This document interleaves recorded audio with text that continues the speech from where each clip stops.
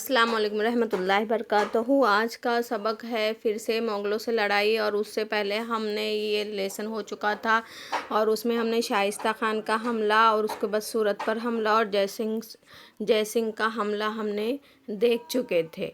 और जिसमें शिवाजी महाराज ने क्या किए थे कि नुकसान को बचाने के लिए और हालात की संगीनी को देखते हुए शिवाजी महाराज ने जयसिंह से बातचीत करने का फ़ैसला किया। और शिवाजी महाराज और मिर्ज़ा राजे सिंह के दरमियान जून 1665 में एक मुआहदा तय पाया जिसे पुरंदर का मुआहदा कहा जाता है।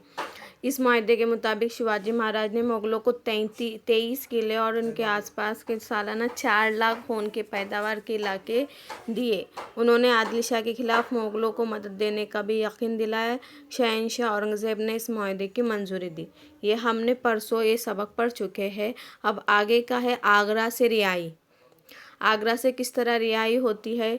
पुरंदर के मुआहदे के बाद यानी जयसिंह और शिवाजी महाराज के दरमियान जो मुआहदा हुआ उसके बाद आदिल शाही के खिलाफ मुहिम शुरू हो गई। शिवाजी महाराज ने इनकी मदद की लेकिन ये मुहिम कामयाब न हो सकी। ऐसे वक्त में जयसिंह और शहंशाह औरंगज़ेब ने शिवाजी महाराज को कुछ अरसे के लिए जुनूब की सियासत से दूर रखने की तदबीर सोची कि अब शिवाजी महाराज हमारी मदद के काम के लिए नहीं है तो उनको हमारे मामले से दूर रखना है। इस ख्याल के तहत जयसिंह ने शिवाजी महाराज के सामने शहंशाह औरंगज़ेब से मुलाकात के लिए दिल्ली जाने की तजवीज़ रखी। और उन्होंने शिवाजी महाराज की हिफाजत की ज़मानत भी दी कि शिवाजी महाराज को दिल्ली जाने का था और उनके प्रोटेक्शन के लिए उन्होंने उसकी ज़मानत दी, यानी कि हम यकीन दिलाते कि हम आपकी हिफाजत करेंगे। तजवीज़ के मुताबिक शिवाजी महाराज आगरा के लिए निकले। इनके साथ राजपुत्र यानी उनका बेटा संभाजी और चंद काबिल एतमाद जानिसार साथी भी थे। जानिसार और काबिल एतमाद जिन पे भरोसा किया जा सकता था, ऐसे साथी शिवाजी महाराज के साथ में थे। महाराज आगरा पहुंचे लेकिन शाही दरबार में शिवाजी महाराज को इज्जत नहीं मिली।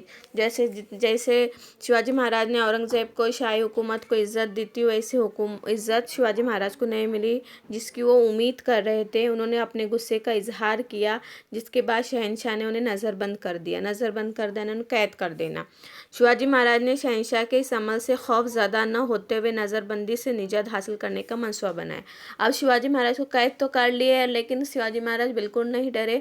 उन्होंने सोचा कि मैं यहाँ से कैसे निकालूँ, इस बात की वो प्लानिंग मंसूबा कर रहे थे। और बड़ी चालाकी से आगरा से रिहाई हासिल करके कुछ दिनों बाद सलामती के साथ महाराष्ट्र पहुँचे। उन्होंने क्या किए थे कि अपने आप को वहाँ से रिहा कर दिए और वहाँ से भाग निकले और महाराष्ट्र पहुँचे। आगरा से आते हुए उन्होंने संभाजी को मथुरा में ठहरा दिया और उनके साथ जो उनके सिपाही थे संभाजी, उनको उन्होंने क्या कर दिए, मथुरा में रुका दिए। इन्हें खैर आफियत के साथ राजगढ़ पहुंचा दिया गया। सौराष्ट्र से शिवाजी महाराज की दूरी के ज़माने में जिजामाता शिवाजी महाराज के मावे ने हुकूमत को काम काज को संभाला। जब शिवाजी महाराज नहीं थे तो उनके पीछे शिवाजी महाराज की अम्मा जो थी जिजामाता, और उन्होंने क्या किए, सारी हुकूमत को अपने हाथों में संभाल लिए। अब मुग़लों के खिलाफ जारहाना तहवर। क्यों जारहाना तहवर? गुस्से वाले, क्योंकि जब शिवाजी महाराज दिल्ली पहुंचे तो उनको इज़्ज़त नहीं मिली थी और उसके बाद उनके साथ बदसलूकी किया और उनको जेल में डाल दिए। तो इसलिए शिवाजी महाराज का गुस्सा था और शिवाजी महाराज ने सोचा कि मैं अब मुग़लों से लड़ाई लड़ूंगा। शिवाजी महाराज अगरचे मुग़लों से लड़ाई को टालना चाहते थे लेकिन पुरंदर के मुआहदे में यानी पुरंदर में मुआहदा हुआ था कि उन्होंने 23 किले दे दिए थे। इसके बावजूद शिवाजी महाराज को इज़्ज़त नहीं मिली थी। इस मकसद के हुसूल के लिए उन्होंने एक बड़ा और बेबाक मंसूबा बनाया। एक जानिब मुकम्मल तैयारी के साथ फ़ौज भेजकर किले वापस लेना और दूसरी जानिब दक्कन में मुग़लों के महतहत इलाकों पर हमले करके इन्हें कमज़ोर करना। यानी मैंने ईमानदारी से जो किले उनको दिया था वो किले अब मुझे वापस लेना है, क्योंकि मुग़लों ने उनके साथ गद्दारी कर लिए थे। और शिवाजी महाराज को गुस्सा आ गया तो उन्होंने कहा कि अब मैं अपने किले भी वापस लूँगा और दूसरे उनके दक्कन के जितने इलाके उस पर भी हमला कर दूँगा। इस मंसूबे के मुताबिक उन्होंने मुग़लों के अहमदनगर और जुन्नर के इलाकों पर हमले किए।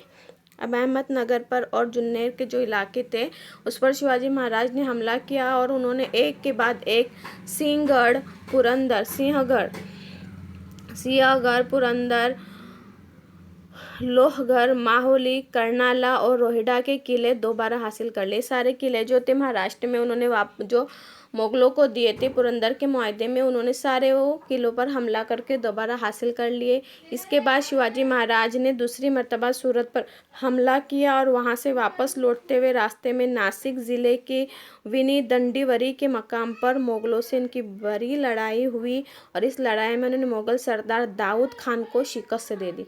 जब वो वापस आ रहे थे सूरत पर हमला करते हुए तो बीच में नासिक के ज़िले वनी वंडवरी के मकाम पर मुगलों से लड़ाई हुई और उनके दरमियान उन्होंने मुगल सरदार दाऊद खान को शिकस्त दिया और इसके बाद मोरोपंत पिंगले ने नासिक के करीब तिरंबकगढ़ को फतेह कर लिया। इस तरह शिवाजी महाराज को मुगलों के खिलाफ हमले के मंसूबों में कामयाबी मिलती चली गई और मुगलों के खिलाफ मुहिम में तानाजी मालुसरे, मोरोपंत पिंगले, प्रतापराव गजर वगैरह सरदारों ने शानदार कारकर्दगी का मुजाहरा किया। तारिक नवेश, कृष्णाजी अनंत सभासद ने इस मुहिम का तज़किरा इन लफ्ज़ों में किया कि 4 महीनों में 27 किले फतेह कर लिए, बड़ी शोहरत हासिल कर ली। यानी उन्होंने 23 किले दिए थे उसके बाद निस्बत उन्होंने 27 किले क्या करे 4 महीनों में हासिल कर लिए।